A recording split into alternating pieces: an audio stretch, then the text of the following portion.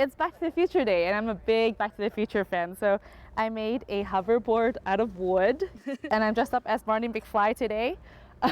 This movie was showing like nonstop on TV all the time. I'm like, we're gonna have flying cars. We're gonna have shoes that like lace up on their own. And it was just like, and a hoverboard. A lot of crazy stuff. It was so much fun to work on that movie.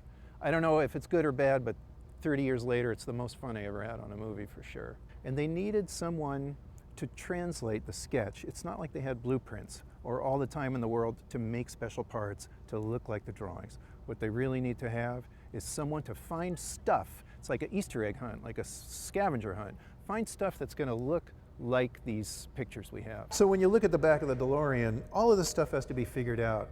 What goes where? How's that really going to look?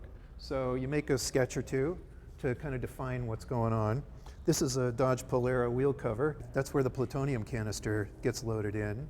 And then here's some of the parts laid out. You can see these parts have just been machined here. So these are the clocks for the DeLorean. They're made out of little experimenter boxes like you pick up at Radio Shack. Yeah, it really is a character, much more than a prop. When I first bought the car, I didn't realize how much people associated the car with Back to the Future. Then I started driving it around, and everyone lights up and has the, gives you the Back to the Future references and whatnot.